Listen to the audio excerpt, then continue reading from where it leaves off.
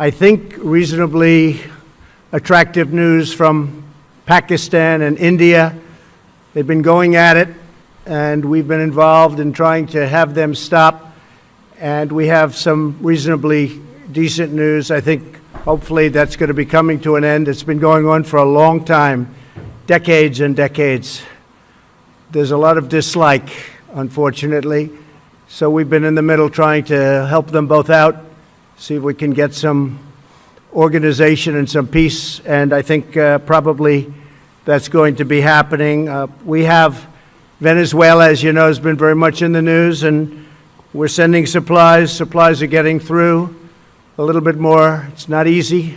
It's hard to believe somebody would say, let's not do it. What difference would that make, except it's great for his people to let it get through? But we're sending a lot of supplies down to Venezuela. People are starving to death. And you would really think that the man in charge currently would let those supplies get through. We are getting them into some of the cities and some of the areas that need them the most, and it's not an easy job. It's very difficult, actually. On North Korea, we just left Chairman Kim. We had a really, I think, a very productive time. We thought, and I thought, and Secretary Pompeo felt that it wasn't a good thing to be signing anything. I'm going to let Mike speak about it. But we literally just left. We spent pretty much all day with Kim Jong-un, who is, he's quite a guy and quite a character, and I think our relationship is very strong. But at this time, we had some options, and at this time we decided not to do any of the options, and we'll see where that goes. But it was a very interesting 2 days, and I think actually it was a very productive 2 days, but sometimes you have to walk, and this was just one of those times, and I'll let Mike speak to that for a couple of minutes, please. Thank you, Mr. President. We had been working, our teams, the team that I brought to bear, as well as the North Koreans, for weeks to try and develop a path forward. So at the summit we could make a big step along the way towards what the two leaders had agreed to back in Singapore in June of last year. We made real progress, and indeed we made even more progress when the two leaders met over the last 36 hours. Unfortunately, we didn't get all the way. We didn't get to something that ultimately made sense for the United States of America. I think Chairman Kim was hopeful that we would. We asked him to do more. He was unprepared to do that. But I'm still optimistic. I'm hopeful that the teams will get back together in the days and weeks ahead and continue to work out. It's a very complex problem. We have said since the beginning that this would take time. Our teams have gotten to know each other better. We know what the limits are. We know where some of the challenges are. And I think as we continue to work on this in the days and weeks ahead, we can make progress so that we can ultimately achieve what it is that the world wants, which is to denuclearize North Korea, to reduce risk for the American people and the people all around the world. I wish we could have gotten a little bit further, but I'm very optimistic that the progress that we made, both in the run-up to this summit, as well as the progress that the two leaders made over these past 2 days, put us in position to get a really good outcome. And the President and Chairman Kim both felt good that they had made that progress, but couldn't quite get along the line any further to make a deal that would have been bigger at this point. I hope we'll do so in the weeks ahead. Thank you, Mr. President. All right, Major, please.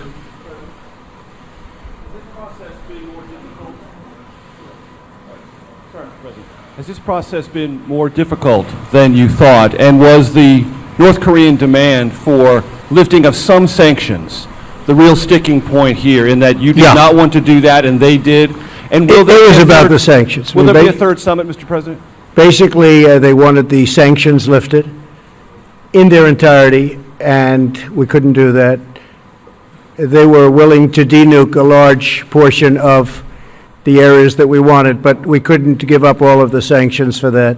So we continue to work, and we'll see, but we had to walk away from that particular suggestion. We had to walk away from that. Will all the sanctions that are currently in existence remain, sir? They're in place. You know, I was watching, as a lot of you folks over the weeks have said, we've given up. We haven't given up anything. And frankly, I think we'll end up being very good friends with Chairman Kim and with North Korea, and I think they have tremendous potential. I've been telling everybody, they have tremendous potential, unbelievable potential, but we're going to see. But it was about sanctions. I mean, they wanted sanctions lifted, but they weren't willing to do an area that we wanted. They were willing to give us areas, but not the ones we wanted. John? As we know, I mean, there's an incredibly complex set of issues that are at play here in terms of lifting the sanctions and what denuclearization is. Right. Did you get any distance toward sort of what Kim's vision of denuclearization Yes, is? we did. Because We there is a lot of line of thinking that he wants to keep some nukes. Yeah. I mean, would you allow him to do that? And if you Well, can't- and if you John, can't I do- don't want to comment, excuse me, I don't want to comment on that exactly, but he has a certain vision, and it's not exactly our vision, but it's a lot closer than it was a year ago. And I think, you know, eventually we'll get there. But for this particular visit, we decided that we had to walk, and we'll see what happens. Okay? Oh, look, we have a gentleman nobody's ever heard of that was Sean Hannity. What are you doing here, Sean Hannity? Should we let him do a question? I don't know. Yeah, John, go ahead. With you. Yeah. So if he wants the sanctions completely off and you want more on denuclearization, how can you bridge that gap between now and the next time you might sit down together? With time, it'll be bridged, I think, at a certain point. But there is a gap. We have to have sanctions, and he wants to denuke, but he wants to just do areas that are less important than the areas that we want. We know the country very well, believe it or not. We know every inch of that country, and we have to get what we have to get, because that's a big give. Yes, Sean, please. I work in radio and TV. The mic's on. Mr. President, thank you. Mr. Secretary, good to see you. Mr. President, if you could elaborate a little bit more. We have some history. President Reagan walked away in Reykjavik. A lot of condemnation at the time, and it ended up working out very well in the end for the United States.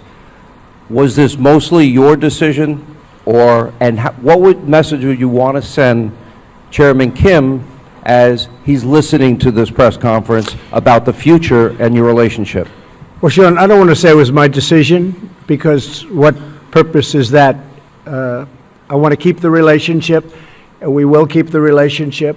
We'll see what happens over the next period of time. But as you know, we got our hostages back. There's no more testing. And one of the things, importantly, that Chairman Kim promised me last night is, regardless, he's not going to do testing of rockets and nuclear. Not going to do testing. So, you know, I trust him, and I take him at his word. I hope that's true. But in the meantime, we'll be talking. Mike will be speaking with his people.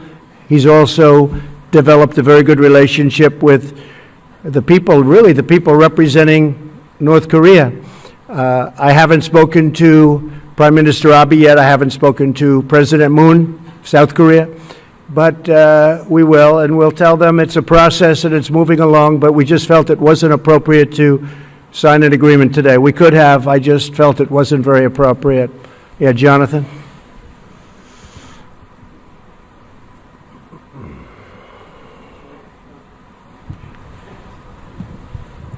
Thank you, Mr. President. Two questions, if I may. First, did you learn anything new about Chairman Kim through this meeting? And secondly, of course, while this was going on, the drama back in Washington, your former lawyer, Michael Cohen, who worked for you for 10 years, his office right next to yours, right by yours at Trump Tower, he called you a liar, a con man, a racist. What's your response to Michael Cohen? Well, it's incorrect, and you know, it's very interesting because I tried to watch as much as I could. I wasn't able to watch too much because I've been a little bit busy. But I think having a fake hearing like that and having it in the middle of this very important summit is really a terrible thing. They could have made it 2 days later or next week, and it would have been even better. They would have had more time. But having it during this very important summit is sort of incredible. And he lied a lot, but it was very interesting because he didn't lie about one thing. He said, no collusion with the Russian hoax. And I said, I wonder why he didn't just lie about that too, like he did about everything else. I mean, he lied about so many different things, and I was actually impressed that he didn't say, well, I think there was collusion for this reason or that. He didn't say that. He said no collusion. And I was, a little impressed by that, frankly. He could have gone all out. He only went about 95% instead of 100%. But the fact is there is no collusion, and I call it the witch hunt. This should never happen to another president. This is so bad for our country, so bad. You look at this whole hoax. I call it the Russian witch hunt. I now add the word hoax. It's a very, very bad thing for our country. But I was impressed with the fact that he, because the most important question up there was the one on collusion, and he said he saw no collusion. So we'll see what happens, but it was pretty shameful, I think. Yes, ma'am, please. President Trump. President Trump. Go ahead. How about one of you instead of three? Well, actually, I do have the microphone, I guess, so... Excuse me. Person in the front. Go ahead. No, not you. Excuse me. Yeah, we'll get to you. Thank you. Thank you, President Trump. Jane Tan with CNN News and Guangdong Television. What was the atmosphere like when you walk away from the negotiation table? I think it was very good, very friendly. This wasn't a walk away like you get up and walk out. No, this was very friendly. We shook hands.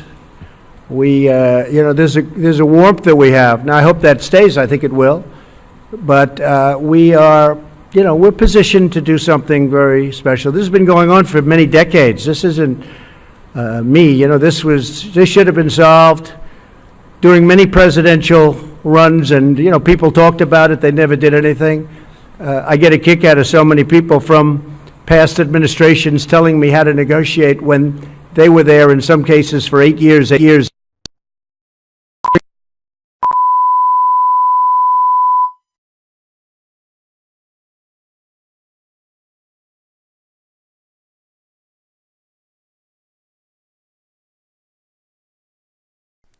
All right, folks, hold on 1 second here. Give me a second. Give me a second, folks. I don't know exactly what just happened. All right, give me a second, folks. Give me a second here.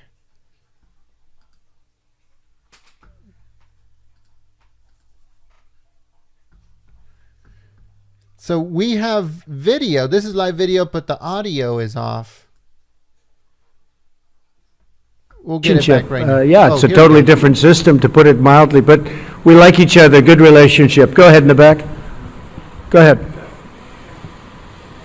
Mr. President, do you think it was premature to have held the summit when all these things had not been tied down? I mean, in the White House schedule last night, it said signing agreement today, and I wonder whether, as a follow-up question, whether you could just sketch out what the next few months look like. Thank you. You always have to be prepared to walk.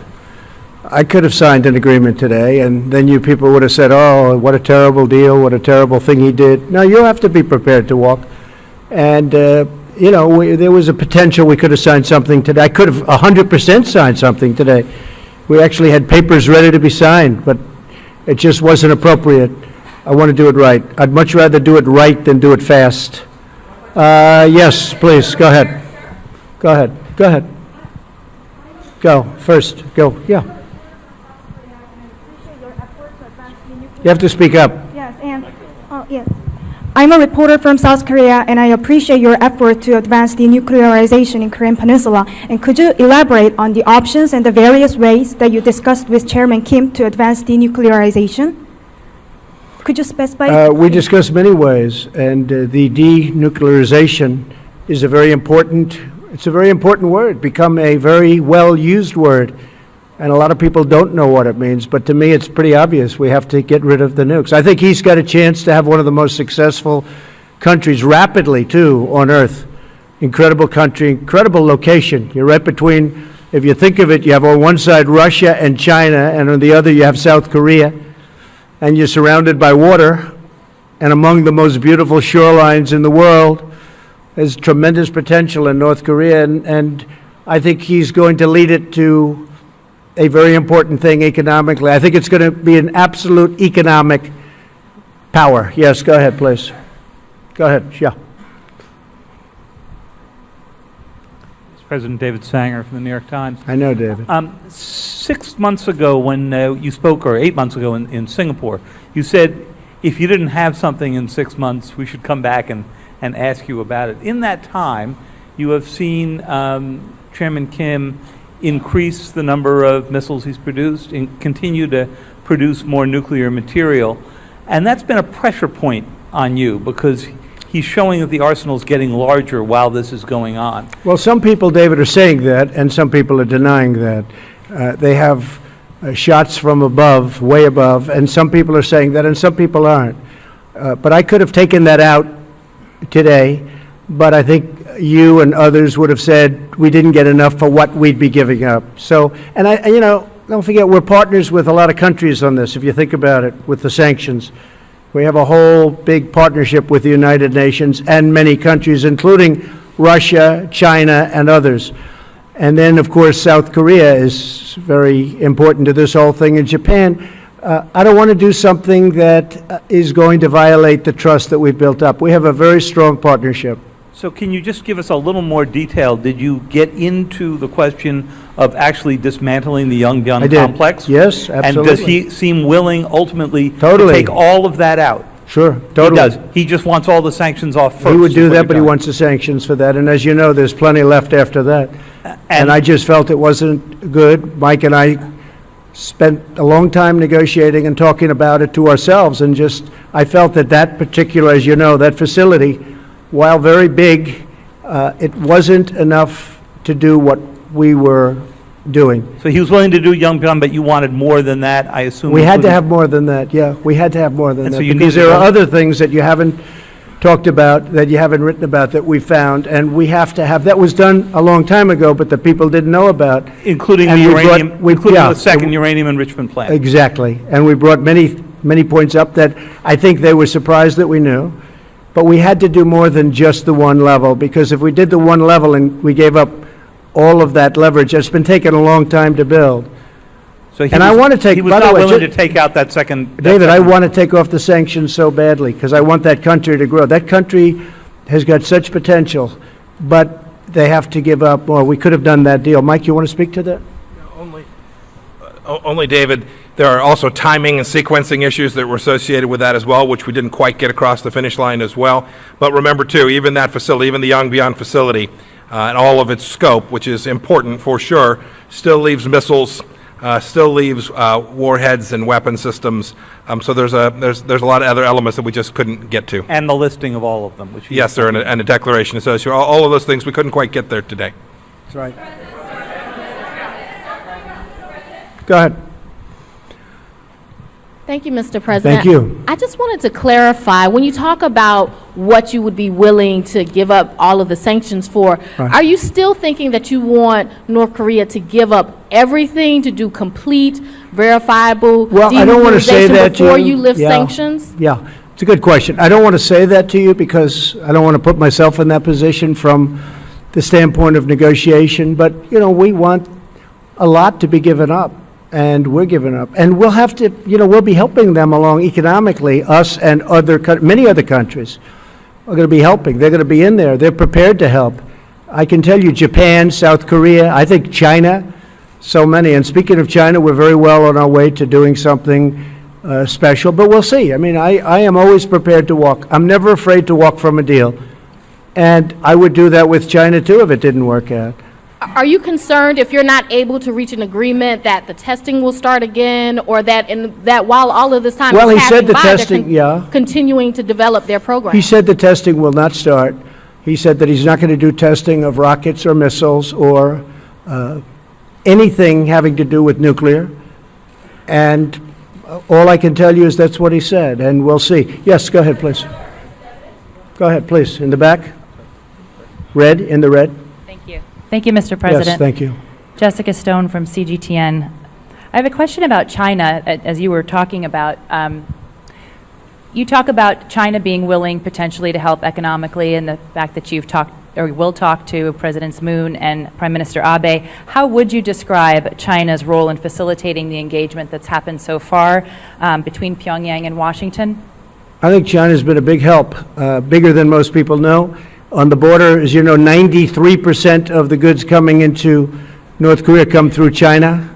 So there's a great power there. At the same time, I happen to believe that North Korea is calling its own shots. They're not taking orders from anybody. He's a very strong guy, and they're able to do things that are pretty amazing. But 93% still come in from China. China has an influence, and China's been a big help.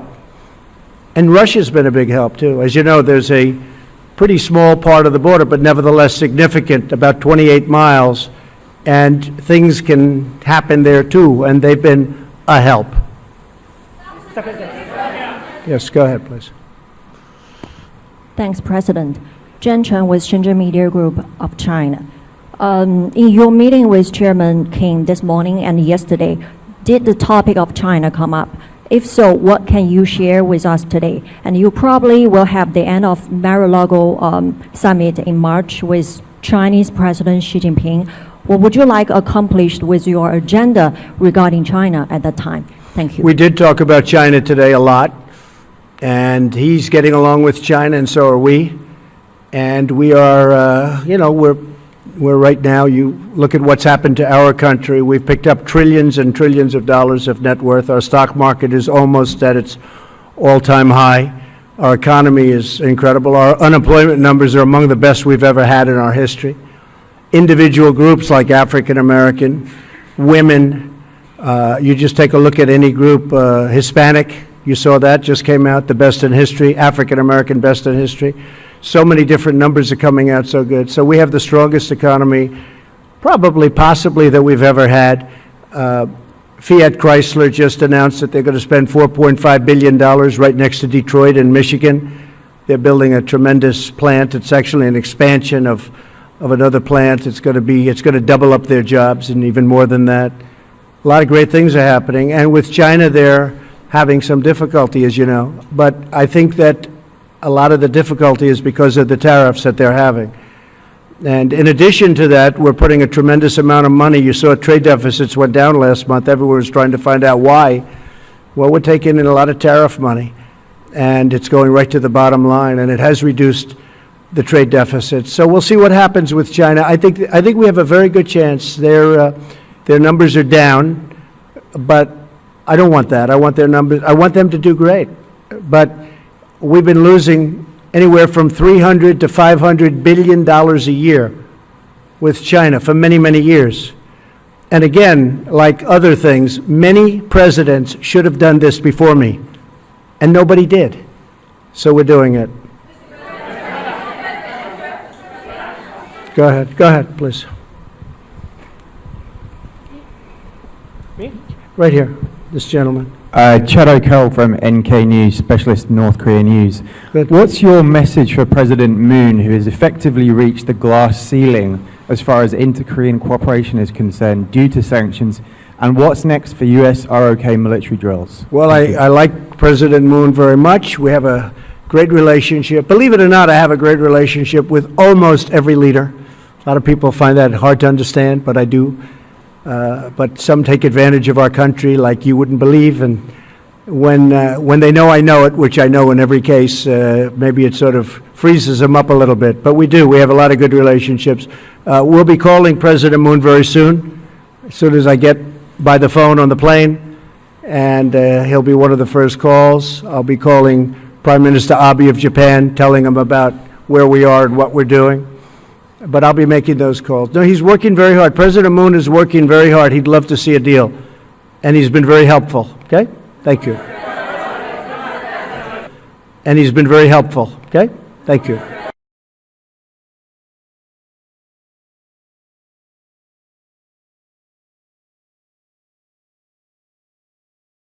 Yeah, folks, give me a second. Once again, this thing has been... the internet connection in Vietnam is really, really bad, so you're gonna have to, we have to apologize for that. But we're trying to bring it back up on your screen. Just give me a second as we get this ready to go. I would say he's helped us a lot. Right? We've, I actually called him just recently to say, hey, whatever you can do on this. But he has been very helpful at the border. and he's been very, very helpful with, I think, North Korea generally. Could he be a little more helpful? Probably, but he's been excellent.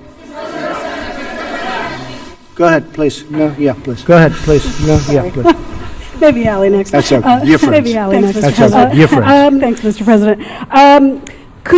Did you commit with Chairman Kim to a next summit during your term? No. Okay. We'll see if it happens. It happens. I have not committed. They are at this point, some would say, a nuclear power. Do you accept North Korea as a nuclear armed state, at least for the time being? And are you thinking about reimposing the military exercises with South Korea, or will you keep in a freeze? Well, the military exercises, I gave that up quite a while ago because it costs us $100 million every time we do it. We fly these massive bombers in from Guam, and when I first started, a certain general said, "Oh, yes, sir, we fly them in from Guam. It's right next door." Well, right next door is 7 hours away. And then they come and they drop millions of dollars of bombs, and then they go back. But we would spend, we spent hundreds of millions of dollars on those exercises, and I hated to see it. I thought it was unfair. And frankly, I was sort of the opinion that South Korea should help us with that. We're protecting South Korea. I think they should help us with that. So those exercises are very expensive. And I was telling the generals, I said, look, exercising is fun and it's nice, and they play the war games. And I'm not saying it's not, but it's a very, very expensive thing. And, we do have to think about that too.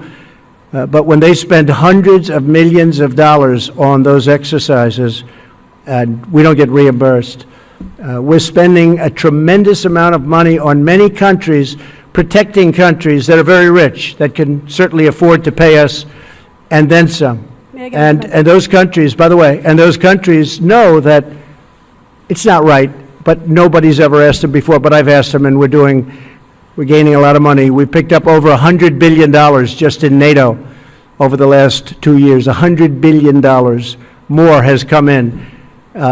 And we're doing that with a lot of countries. You'll be seeing that a lot. Yes, sir, please. Yeah, 1 second, please. Yes, thank you, Mr. President.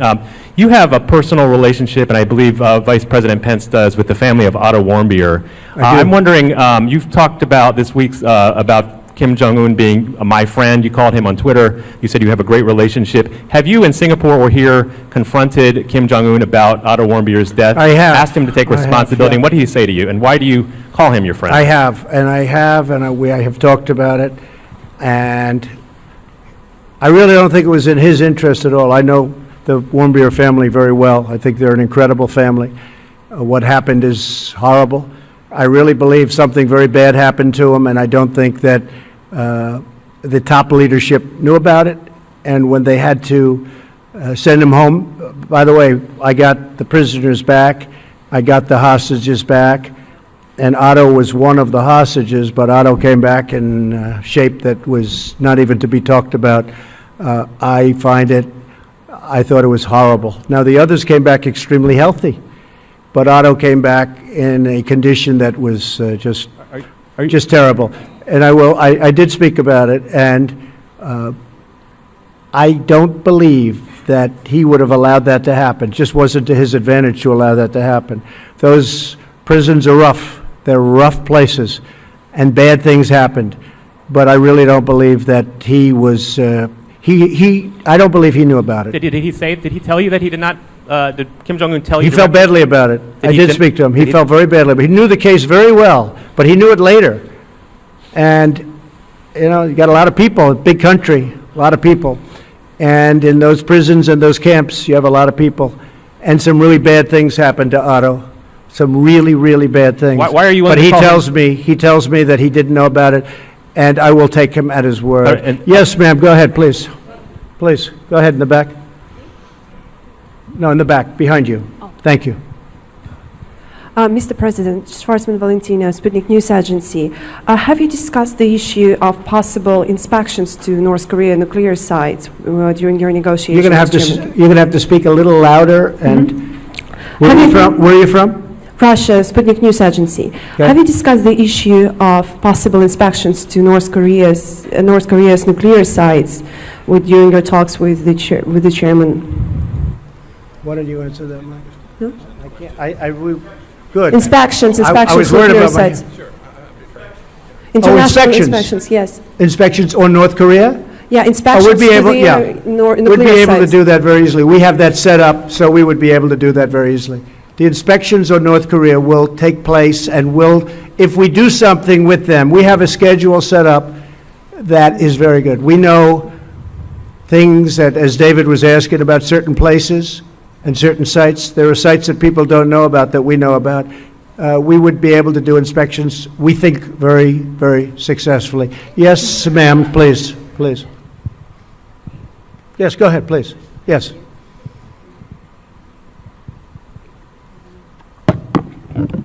Thank you, Mr. President. A lot of people here, by the way. A big group of people. Yes. Go ahead. Khan News Israel, Mr. Good. President. Good. Following this engagement with North Korea, you're trying to bring peace to the Middle East. Right. The peace plan is about to be introduced in the near future, and as you have mentioned before... Well, we hope. We hope. We're working hard on the peace plan, and we hope it will be. I believe you do, but as you mentioned before, it will require Israel to make compromises to the Palestinians. As far as you know, is Prime Minister Netanyahu willing to make these compromises, which are very much needed? And a second question, Mr. Netanyahu is about to be indicted today with corruption allegations. Do you wish to tell him something on this occasion? Well, I just think he's been a great prime minister, and I don't know about his difficulty, but you're telling me something that, you know, people have been hearing about, but I don't know about that. I can say this, that he's done a great job as prime minister. He's tough, he's smart, he's strong. He is very defensive. His military has been built up a lot. They buy a lot of equipment from the United States, and they pay for it. Of course, we give them tremendous, as you know, subsidy also. $4 billion is a lot each year, but they've been very, very good. They've been incredible, actually, in many ways. But there is a chance for peace between Israel and the Palestinians. And, you know, it's interesting. All my life, I've heard that the toughest of all deals, when they talk about tough deals, we all like deals, but the toughest of all deals would be peace between Israel and the Palestinians. They say it's like the impossible deal. I'd love to be able to produce it. We'll see what happens. You know, we were paying the Palestinians a lot of money, and I ended that about 2 years ago because they weren't saying the right things. And I said, why would we pay somebody that's not saying nice things about us and not really wanting to go to the peace table? And they've been much better, and we'll see what happens. But I think we really, I think we have actually a good shot at peace between Israel and the Palestinians. Yeah, go ahead, please, sir. Mr. President, I'm from China. My question is, do you still believe it is possible that the North Korea and U.S. relation could be like the U.S. and the Vietnam relation in the future? You have to go again? Do you still believe that it is possible the relation between U.S. and North Korea in the future could be like the relation between U.S. and Vietnam?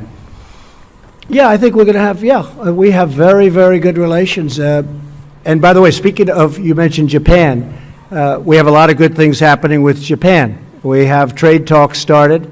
For years, Japan has been sending millions and millions of cars in, and as you know, it's not been a very fair situation for the United States. We're starting trade talks with Japan. They actually started about 3 months ago, and I think we'll have a very good deal for the United States. But that's been a very unfair situation. Prime Minister Abe understands that, and that's fine. Yes, sir, please, back there. Thank you, Mr. President. I'm Ching Chang with Shanghai Media Group. Do you think the next meeting could be soon or might take some time? Well, I can't tell you. I mean, it might be soon. It might not be for a long time. I can't tell you. I would hope it would be soon, but it may not be for a long time. I could have done a deal today, but it would have been a deal that wouldn't have been a deal that would have been something that I wouldn't have been happy about. Mike would not have been happy about. We had some pretty big options, but we just felt it wasn't appropriate, and we really want to do it right. Yes, in the back, in the back. Yes, ma'am, please. Debbie Edward, ITV News. At which point did it become clear to you that you wouldn't be getting a deal here in Hanoi? The language from yourself and Kim Jong-un was very positive last night and even this morning, and therefore was it a mistake to No, come I think here? the language was good all throughout. The language has been good even now, but, you know, I don't go by language, because we had probably the toughest language in the history of diplomacy, if you call it diplomacy, at the beginning, and yet we became very friendly. I don't believe there was any tougher language ever than that. But again, this was something that should have been handled by other presidents long before me, and long before they had the kind of power that they have. But it wasn't. It should have been done by many. I'm not just blaming the Obama administration, which, by the way, it did nothing, absolutely nothing on North Korea. It allowed things that happened and to happen that were very inappropriate. But I'm not blaming the Obama administration. I'm blaming many administrations. Something should have happened. But I don't think the rhetoric's been bad at all. Initially, it was horrible, but now it's been very good. All right, one more. How about you? Go ahead, please. Please, go ahead. Go ahead. South Korea. Chong-an came from South Korea. Good. Channel 8, Dongaevo, South Korean media outlet here. I'd like to ask you, you said that we do not particularly know when North Korean leader will be willing to come to the table and take the actions that's been required. If that's the case, would the U.S. be willing to strengthen the sanctions and perhaps put the pressure on North Korea to move forward? I don't want to comment on that. I can just tell you this, that we have very strong sanctions. I don't want to talk about increasing sanctions. They're strong. They have a lot of great people in North Korea that have to live also, and that's important to me. And I would say this, my whole attitude changed a lot because I got to know, as you know, Chairman Kim very well, and they have a point of view also. So I don't want to really talk about that. I just think that hopefully for the sake of South Korea, for the sake of Japan, and frankly for the sake of China, I was talking to President Xi, who really is a man that gets the respect of a lot of people. I say you can't love having a nuclear state right next to China, and he doesn't. He really doesn't. He would like to see that problem solved too. So that's it. Well, ladies and gentlemen, I'm about to get on a plane and fly back to a wonderful place called Washington, D.C. So thank you very much. Thank you, fellas. Thank you very much.